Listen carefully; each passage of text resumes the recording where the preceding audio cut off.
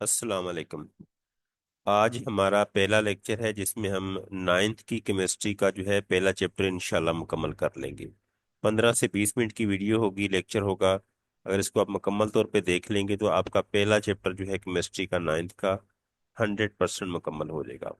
अभी नया सिलेबस है और जो सिलेबस है वो एसएलओ बेस है, तो ये जो वीडियो है या लेक्चर है ये भी न्यू सिलेबस और एसएलओ बेस पे ही है। यानी कि सिर्फ वही जो है टॉपिक कवर कराए जाएंगे जो फाइनल बोर्ड के पेपर में आने हैं। तो जो फाइनल बोर्ड का पेपर है उसमें जो है सिर्फ आपका केमिस्ट्री की डेफिनेशन और उसके बाद जो है उसकी ब्रांचेज आनी है। बाकी जो इस चैप्टर के अंदर पहले चैप्टर के अंदर टॉपिक है वो बोर्ड के पेपर में नहीं आने। तो आए इंशाल्लाह देखते हैं कि केमिस्ट्री की डेफिनेशन क्या है, उसके बाद ब्रांचेस की तरफ चलेंगे। Chemistry is the branch of science that deals with the study of structure, composition, and properties of matter. It also deals with the changings that occurs during the chemical reaction. तो chemistry science की ऐसी branch है जिसमें हम matter का structure, उसके बाद उसकी कंपोजिशन और प्रॉपर्टीज को स्टडी करते हैं। तो केमिस्ट्री जो है मैटर की स्टडी है, लेकिन विद इन द मैटर हम क्या चीजें स्टडी करेंगे, मैटर की क्या क्या क्या चीजें स्टडी करेंगे। तो मैटर की हम स्ट्रक्चर को देखेंगे, उसके कंपोजिशन को देखेंगे, उसके प्रॉपर्टीज को देखेंगे। और इसके अलावा आगे आप एक लाइन और है फुल स्टॉप के बाद, it also deals the changings that occurs during the chemical reaction. Chemistry के अंदर हम ये भी पढ़ते हैं कि जो केमिकल रिएक्शन होता है और उस रिएक्शन के दौरान जो तब्दीलियां होती हैं उनको भी हम स्टडी करते हैं। और अभी हम ब्रांचेस की तरफ चलते हैं। तो पहली ब्रांच यहाँ पर है ऑर्गेनिक केमिस्ट्री है। ये पॉसिबल है कि आपकी बुक में तरतीब अलग हो, लेकिन यही ब्रांचेस हैं जो मैंने यहाँ पर रखी हैं इस लेक्चर के अंदर, लेकिन तरतीब आगे पीछे हो सकती है। तो पहली जो ब्रांच है वो है organic chemistry. Organic chemistry is the branch of chemistry that deals with the study of carbon containing compound. ठीक है। तो ऑर्गेनिक केमिस्ट्री जो है केमिस्ट्री की ऐसी ब्रांच है जिसमें हम कार्बन कंटेनिंग कंपाउंड के बारे में पढ़ते हैं। ये कार्बन कंटेनिंग कंपाउंड क्या है? ऐसे कंपाउंड जिनके अंदर कार्बन मौजूद हो उनको कार्बन कंटेनिंग कंपाउंड कहते हैं। For example CH4। CH4 क्या है? एक ऑर्गेनिक कंपाउंड है। अगर ऑर्गेनिक कंपाउंड की स्टडी करेंगे तो इसको हम कहते हैं organic chemistry. Carbon containing compound organic compounds को कहते हैं, और ऑर्गेनिक कंपाउंड्स की स्टडी करें तो इसको हम ऑर्गेनिक केमिस्ट्री कहते हैं। उसके बाद है inorganic chemistry. Inorganic chemistry is the branch of chemistry that deals with the study of compounds other than organic compounds. For example, sodium chloride. Inorganic chemistry chemistry की ऐसी ब्रांच है जिसमें हम ऑर्गेनिक कंपाउंड्स को छोड़ के बाकी जितने भी कंपाउंड हैं, अगर उन कंपाउंड्स की स्टडी करें तो इसको हम कहते हैं इनऑर्गेनिक कंपाउंड्स। एक्चुअली बिल्कुल स्टार्ट में चले जाए ना, शुरू में, तो शुरू में सिर्फ केमिस्ट्री की दो ही ब्रांचेस होती थी, वो थी ऑर्गेनिक और इनऑर्गेनिक। तो इसलिए कार्बन कंटेनिंग को ऑर्गेनिक में स्टडी कर लेते थे, बाकी जितने भी ब्रांच कंपाउंड बच जाते थे उनको हम इनऑर्गेनिक केमिस्ट्री के अंदर स्टडी करते थे। तो उसकी एग्जाम्पल है NaCl, सोडियम क्लोराइड। उसके बाद है biochemistry. Biochemistry is the branch of chemistry that deals with the study of physical and chemical changes that occurs in living things. अब जानदार चीजों के अंदर अगर कोई केमिकल रिएक्शंस होते हैं, कोई केमिकल चेंजिंग्स होती हैं, उनको अगर हम स्टडी करने लगते हैं तो उसको हम कहते हैं बायोकेमिस्ट्री। For example photosynthesis. अब फोटोसिंथेसिस का अमल प्लांट के अंदर होता है, और इस अमल यानी कि इस प्रोसेस के थ्रू प्लांट जो है अपना फूड, अपनी खुराक खुद बनाता है। और क्योंकि प्लांट एक लिविंग ऑर्गेनिज्म है, उसके अंदर एक केमिकल रिएक्शन हो रहा है। अगर उस केमिकल रिएक्शन को हम स्टडी करेंगे ये कैसे हो रहा है, इसके लिए क्या चीजें दरकार होती हैं ताकि ये रिएक्शन हो सके, तो ये एक स्टडी हो रही है। इस स्टडी को हम क्या कहेंगे? बायोकेमिस्ट्री। तो बायोकेमिस्ट्री केमिस्ट्री की ऐसी ब्रांच है जिसमें हम जानदारों के अंदर जो रिएक्शंस हो रहे होते हैं, जो केमिकल चेंजिंग्स आ रही होती है, उनको हम स्टडी करते हैं। उसके बाद हमारे पास है environmental chemistry. Environmental chemistry is the branch of chemistry that deals with the study of chemical and toxic substances and their effect on environment. अब environmental chemistry जो है ये केमिस्ट्री की एक ब्रांच है जिसमें हम डिफरेंट केमिकल्स, चाहे वो टॉक्सिक हों या ना हो टॉक्सिक, उनको स्टडी करते हैं और ये देखते हैं कि माहौल के ऊपर, इन्वायरमेंट के ऊपर उनके असरात क्या है। तो इसको हम कहते हैं इन्वायरमेंटल केमिस्ट्री। फॉर एग्जांपल, जो कार्बन डाइऑक्साइड है वो हमारे इन्वायरमेंट में होता है, उसके कुछ नुकसानात भी हैं, माहौल के ऊपर असरात भी हैं। उसको स्टडी करेंगे तो इन्वायरमेंटल केमिस्ट्री कहलाएगा वो। एक एग्जांपल यहाँ दी हुई है, एसिडिक रेन। हम क्लास में इसको डिटेल से डिस्कस कर चुके हैं कि एसिडिक रेन क्या है। एसिडिक रेन जो है इसके भी इन्वायरमेंट के ऊपर कुछ असरात हैं, तो इसको अगर स्टडी करेंगे तो that will be called environmental chemistry. उसके बाद अगली ब्रांच जो है इंडस्ट्रियल केमिस्ट्री। इंडस्ट्रियल केमिस्ट्री को अप्लाइड केमिस्ट्री भी कहते हैं। इंडस्ट्रियल केमिस्ट्री और applied chemistry is the branch of chemistry that deals with the study of large scale production of chemical substances।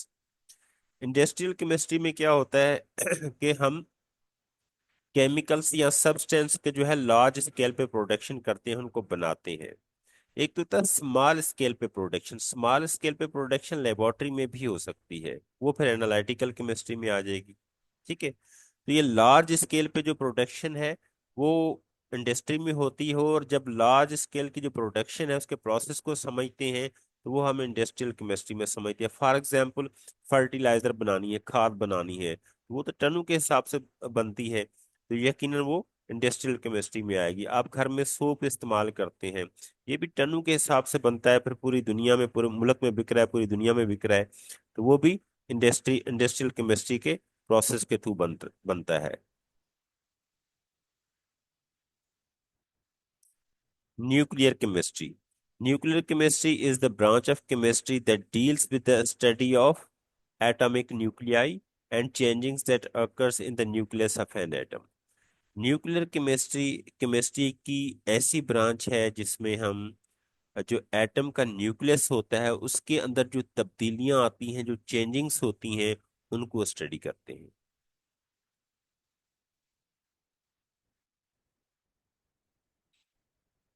उसके बाद है physical chemistry.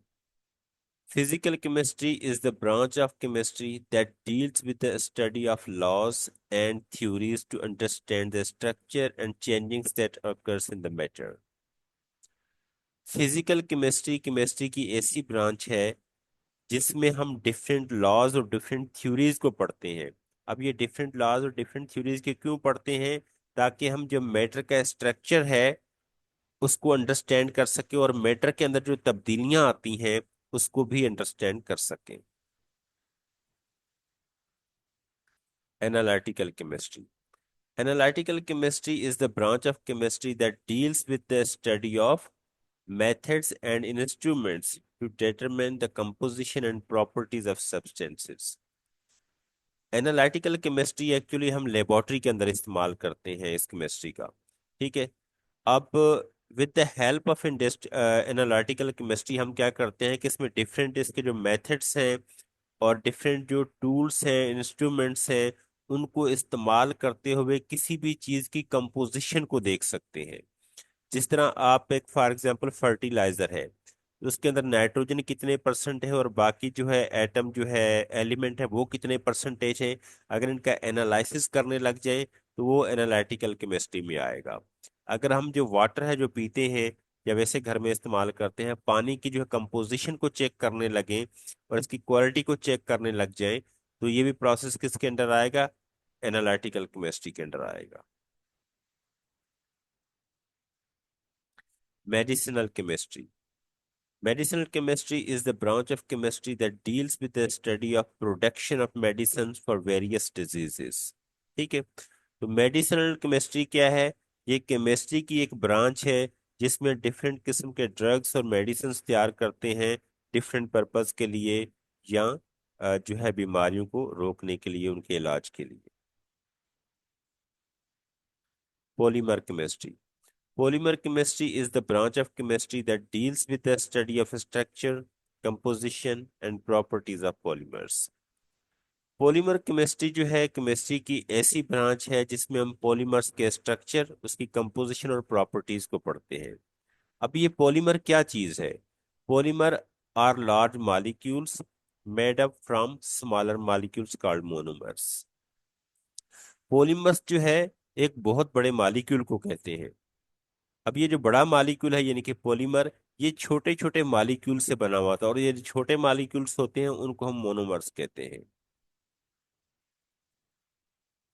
Geochemistry. Geochemistry is the branch of chemistry that deals with the study of chemical composition, minerals, and changes that occur in the Earth's crust. Geochemistry जो है इसके अंदर हम earth crust के अंदर जो केमिकल कंपोजिशन है, जो मिनरल्स मौजूद हैं, जो डिफरेंट केमिकल रिएक्शंस होते हैं अर्थ क्रस्ट के अंदर, उनको स्टडी करते हैं। जैसा कि आपने छोटी क्लासों में पढ़ा होगा साइंस के अंदर कि जो हमारी जमीन है इसकी चार डिफरेंट लेयर्स हैं। जो सबसे ऊपर वाली लेयर है, इसको हम अर्थ क्रस्ट कहते हैं। तो अर्थ क्रस्ट के अंदर, इस लेयर के अंदर जो भी केमिकल चेंजिंग्स आती हैं उनको जो हम स्टडी करते हैं, तो that is comes under the geochemistry. उसके बाद न्यूक्लियर केमिस्ट्री है। Nuclear chemistry is the branch of chemistry that deals with the study of atomic nuclei and changes that occurs in the nucleus of an atom। मेरा ख्याल है ये पहले भी हमने एक दफा देख लिए, चलो ठीक है दोबारा भी देख लेते हैं। न्यूक्लियर केमिस्ट्री जो है ये भी केमिस्ट्री की एक ब्रांच है जिसमें एटम के न्यूक्लियस के अंदर जो तब्दीलियां होती है, जो चेंजिंग्स आती हैं, उनको हम स्टडी करते हैं। उसके बाद है एस्ट्रोकेमिस्ट्री। एस्ट्रोकेमिस्ट्री is the branch of chemistry that deals with the study of chemical reactions that occurs in the astronomical environments such as stars, sun and planets। एस्ट्रोकेमिस्ट्री जो है इस केमिस्ट्री की ब्रांच है जिसके अंदर हम डिफरेंट केमिकल रिएक्शंस के बारे में पढ़ते हैं। डिफरेंट केमिकल रिएक्शंस जो कि एस्ट्रोनॉमिकल इन्वायरमेंट में होते हैं। अब एस्ट्रोनॉमिकल इन्वायरमेंट कौन सा है? फॉर एग्जांपल स्टार के ऊपर जो इन्वायरमेंट है, जो सूरज के ऊपर जो इन्वायरमेंट है, जो जमीन के अलावा जो प्लैनेट्स हैं उनके ऊपर जो इन्वायरमेंट है, उसके अंदर जाके जब हम केमिकल रिएक्शंस को स्टडी करते हैं या केमिकल्स को स्टडी करते हैं, तो दैट इज कॉल्ड एस्ट्रोकेमिस्ट्री।